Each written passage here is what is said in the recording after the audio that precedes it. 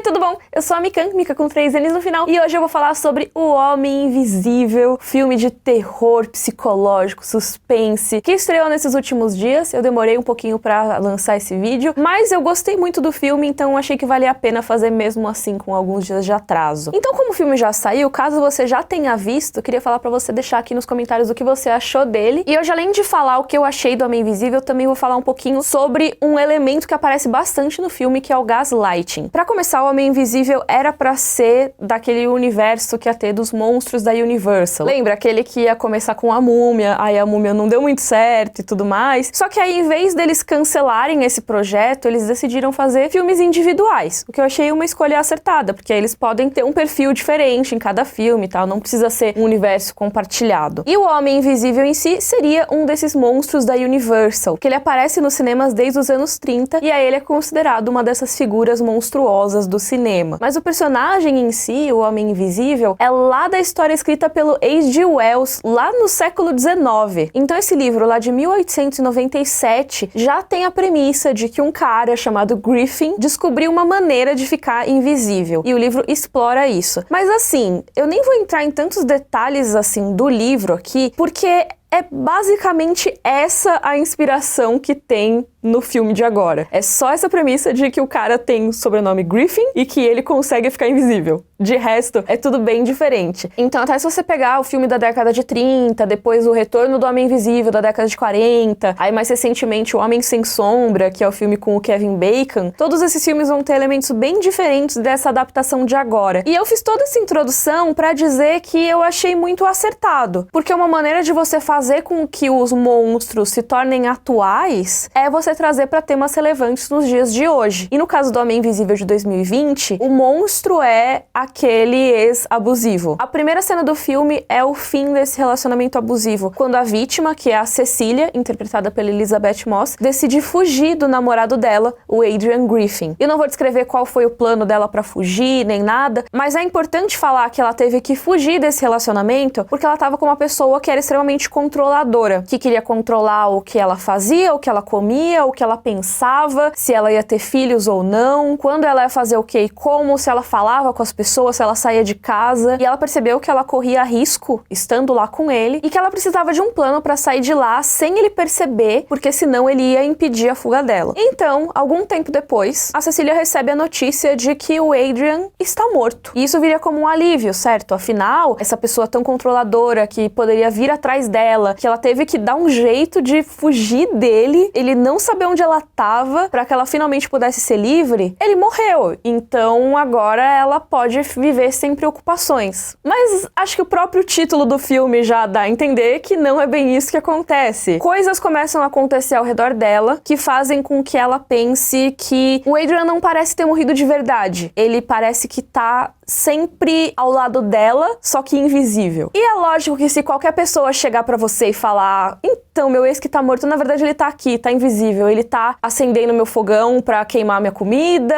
ele tá puxando meu edredom de noite, as pessoas vão rir da sua cara. Acho que isso é meio óbvio. E o filme trabalha muito em cima disso. Muito do que a Cecília vai passar é que as pessoas não acreditam nela quando ela diz que tem alguém no quarto, que tem uma pegada em algum lugar, que ela tinha separado uma documentação, mas que sumiu da pasta dela porque ele foi lá e tirou. Ninguém vai acreditar nisso. Até o ponto em que ela mesma começa a duvidar de si mesma. Porque é uma coisa muito absurda mesmo, se a gente for parar pra pensar. Mas ao mesmo tempo, nessa nova versão da história, o Adrian é um gênio da ótica. Ele tem uma empresa toda focada em fenômenos óticos, em equipamentos nessa área. Então a própria Cecília pensa que talvez seja plausível. Não sei como, mas ele deu um jeito. Ele deu um jeito de forjar a própria morte e de ficar invisível pra vir me atormentar. E assim, eu não vou descrever aqui os momentos em que ela percebe as coisas ou exatamente as coisas que ele faz pra assustar ou perturbar a Cecília e as pessoas ao redor dela, porque eu acho que é esse o ponto forte do filme. É a tensão psicológica. É você nunca saber se o Homem Invisível tá naquele quarto ou não. Às vezes a câmera tá na Elizabeth Moss, ela tá olhando pra uma porta e a câmera fica parada ali olhando a porta. porta. Você não sabe se tem alguém ali ou não. Dá pra imaginar que ele possa estar lá observando, mas ele também pode não estar lá. E ela, imaginando que ele possa estar, não tem um minuto de sossego em momento algum. É um estado constante de atenção que ninguém entende, já que esses fenômenos só aparecem, pelo menos a princípio, pra ela, que é uma coisa proposital também, pra alienar a Cecília das pessoas que ela ama. Então tudo isso é construído pra que pareça que ela tá louca, não só pros outros, mas também pra ela mesma, pra ela duvidar de si o tempo todo. E eu quis trazer pro vídeo esse conceito do gaslighting, porque esse filme é puro gaslighting, que é um conceito que tem se popularizado muito nos últimos anos, mas não é todo mundo que sabe que ele se originou na cultura pop, no teatro e no cinema. Caso você não saiba, existe um filme de 1944 chamado Gaslight. Ele, por sua vez, é baseado em uma peça de teatro de 1938. E o que a história do filme tem a ver com o termo gaslighting e o que a gente vê no Homem Invisível? Bom, basicamente a história de Gaslight é a história dessa mulher chamada Paula, que se apaixona por esse homem chamado Gregory. E aí o Gregory, não vou entrar em detalhes aqui pra não dar spoilers, mas ele quer fazer com que a Paula seja internada. E pra isso, ele vai fazer parecer que ela tá louca. Então o que ele faz pra atingir esse objetivo? Quando a Paula não tá olhando, ele vai lá e muda um negocinho de lugar. Aí ele começa a mudar a decoração da casa, só que sem ela ver. Começa a andar pelo sótão, fazer uns barulhos. E ela pergunta pra ele, você ouviu isso? Ou então, esse objeto não tava aqui? E ele fala, não.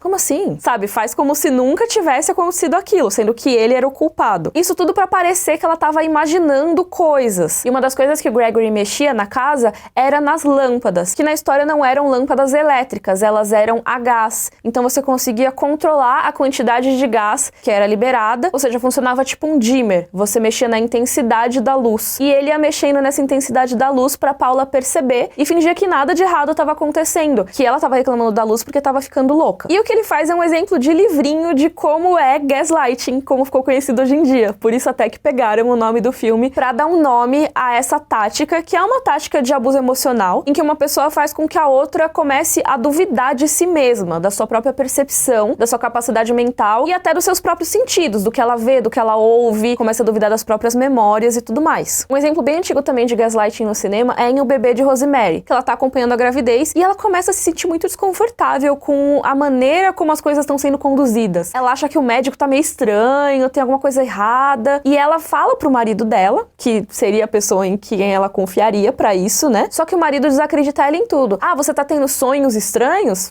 Não tem problema, imagina. Você tá sentindo dor? Não, mas a gente não precisa procurar um segundo médico, tá tranquilo, vamos continuar. Desejos estranhos? Não, também tranquilo. E ela começa a ficar tão confusa e tão incomodada com tudo que quando ela consegue ir a um segundo médico, esse médico acha que ela tá louca. E no fim das contas, isso era intencional da parte do marido. Assim, não vou dar spoiler de O Bebê de Rosemary, mas eu devia, porque o filme é dos anos 60, mas enfim, era tudo um plano do marido e dos amiguinhos satanistas dele. Enfim, vamos continuar. Outro exemplo que eu acho interessante é uma referência direta ao filme Gaslight, que é em O Fabuloso Destino de Amélie Poulain. A Amélie tá com boas intenções. Ela quer fazer o Collignon, o dono da mercearia, tratar melhor seus funcionários. Ok, louvável. Só que os meios que ela usa não são louváveis, porque ela faz gaslighting com ele. A referência que tem ao filme mais antigo é que ela troca as lâmpadas dele por lâmpadas mais fracas, ela troca o número do sapato dele, e isso faz com que, no fim das contas, ele mesmo se interne no hospital psiquiátrico, porque começou a questionar a sua própria sanidade. Outro caso muito curioso, e aí não é só uma pessoa fazendo gaslighting, mas é toda uma comunidade fazendo gaslighting, é em O Show de Truman. Caso você nunca tenha ouvido falar nesse filme, você devia assistir, ele é muito interessante. Ele mostra a história do Truman, que vive em um reality show, só que ele não sabe que ele tá num reality show. Todas as outras pessoas que estão lá sabem, são atores contratados. E ele viveu a vida inteira lá, mas quando ele começa a perceber coisas estranhas acontecendo, todo mundo vai pra baixo do tapete, tenta convencer ele a mudar de ideia. Então, por exemplo, ele quer viajar pra fora de lá. E aí começam a falar que tem caos lá fora, que tem terrorismo, que a vida boa é na cidadezinha dele mesmo e tudo mais. Ele tem uma esposa, que também é uma atriz contratada, e se ele começa a falar de alguma coisa que ele achou diferente, que ele que deveria prestar atenção, ela fala que ele que tá com problemas, que ele devia procurar por ajuda e tudo mais. Então desacredita completamente as coisas que ele percebeu com a visão, com a audição dele, com a própria percepção em geral que ele tem, e ele começa a questionar se ele tá ficando louco mesmo ou se tem alguma coisa muito errada acontecendo ali. Em Hannibal, o nosso protagonista faz um monte de gaslighting, principalmente com o Will, que é um paciente dele. O Hannibal é psiquiatra, né? E esse paciente dele, o Will, é um professor que tá ajudando o FBI numa investigação. E o Hannibal, o tempo todo manipula o Will e faz com que ele duvide de si mesmo. E até curioso porque tem um motivo médico pro Will ter uma percepção alterada da realidade, e o Hannibal sabe disso, só que ele não fala pro paciente dele. E essa é uma informação que seria muito importante pra ele entender qual era a condição dele naquele momento. E depois disso tem mais coisa ainda de gaslighting que ele faz, que aí seria mais spoiler da temporada, então eu não vou falar. Mas quem assistiu já sabe, comenta aqui embaixo se você concorda que foi gaslighting. Então, voltando aqui pro Homem Invisível, esse é um filme que consegue mostrar em condições extremas como funciona o gaslighting. Como a pessoa que tá sendo manipulada dessa maneira não consegue descansar a cabeça, porque o tempo todo ela vai se colocar em dúvida e os outros vão colocá-la em dúvida. Isso com um suspense que é muito eficiente, na minha opinião, porque é aquilo de você saber que tem algo ali, mas aquilo quase nunca ser mostrado. Eu não sou a maior fã de filmes de terror, como eu já falei muitas vezes aqui no canal. Tem alguns terrores específicos que eu gosto. Normalmente eu gosto quando eles não mostram o que é o assustador de verdade. A gente mal vê o Adrian no filme. Ah, claro, Mikan, ele é o homem invisível. Sim, mas esse é o ponto. Como você vai fazer uma pessoa invisível ser assustadora? Porque quando você tem um monstro, você bota a cara dele na tela e você dá um susto na pessoa. Que é exatamente o que eu odeio normalmente em filmes de terror. É aquele susto, aquela imagem grotesca por nada. No caso do Homem Invisível, o que é assustador nele é a aparente ausência dele. Ele é a assombração de Schrödinger. Você não sabe, ele pode estar lá ou pode não estar lá. Você só vai saber quando ele se manifestar. Isso é extremamente assustador. Como eu falei, a câmera vai apontar pra porta e você não sabe se ele tá ali ou não. Você não sabe qual vai ser o próximo passo. E ele vai se manifestar quando você menos espera. Tem cenas, principalmente na primeira metade do filme, que eu me senti aflita como eu não me sentia fazia bastante tempo. Porque é isso, é essa expectativa de será que ele tá lá? Será que ela vai encontrar ele? Será que ele vai se revelar? Será que ele vai matar alguém ou agredir alguém? E isso pra mim é o mais forte do filme. Em contrapartida, as partes mais fracas do filme, na minha opinião, são as partes em que não existe essa dúvida,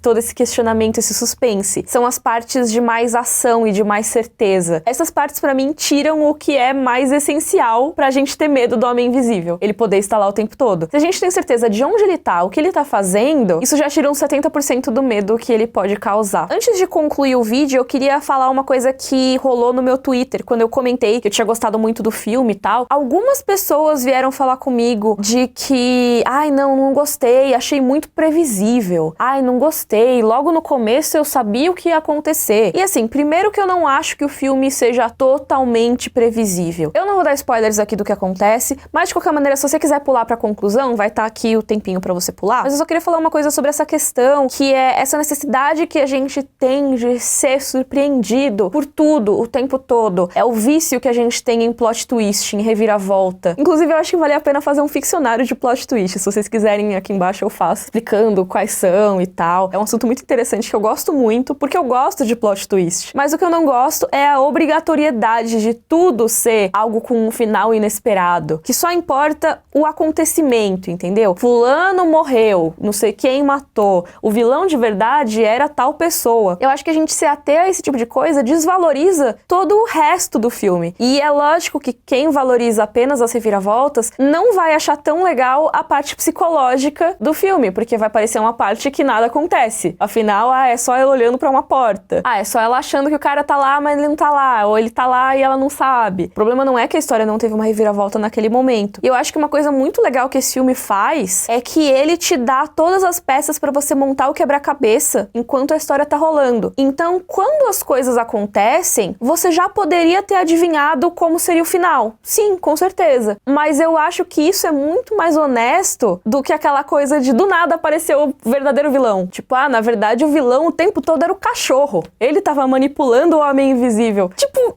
é interessante a reviravolta. Ela é muito legal, mas eu nos últimos anos aprendi a admirar muito mais quando um filme consegue te surpreender, mesmo te dando todos os elementos pra você conseguir ter sacado antes do que ia acontecer. Porque isso parece muito menos inventado, parece muito mais plausível. Você tem a arma de Chekhov, o elemento que foi colocado lá no comecinho e que vai ser usado mais pra frente. E quando é usado é satisfatório, porque você talvez até tenha esquecido reconhecido que ele tava lá. Mas quando ele aparecer, você vai, é isso. E esse filme tem esse uso. Então, eu não consigo dizer que ele é um filme que foi ruim por ser previsível. Eu achei ele muito bom, inclusive. Não é um filme perfeito. Como eu falei, as cenas de ação deixam um pouco a desejar em relação ao resto. Eles poderiam ter investido mais no psicológico mesmo. Mas, em geral, eu curti muito o filme, fiquei aflita o tempo todo. E eu acho que filme de terror, muito mais do que susto, do que vilão surpresa e tudo mais, tem que deixar a gente desconfortável. E esse filme fez isso perfeitamente pra mim, usando o conceito do gaslighting, que eu espero ter conseguido explicar pra vocês aqui no meio. Eu achei legal já fazer todo esse catadão aqui. Então eu espero que você tenha gostado desse vídeo. Se você gostou, por favor, curte o vídeo, assina o canal. Um beijo e até a próxima.